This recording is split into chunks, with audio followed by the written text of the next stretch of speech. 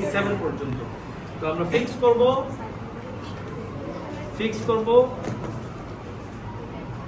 হেডেকের ক্ষেত্রে কি করলাম, C2 কে প্রেসার দিতে হবে। সেম ভাবে এটা জাস্ট প্রেসার দিব না, C2 নিচে থেকে C3 কি করব আমরা, গ্লাইডিং করব, গ্লাইডিং।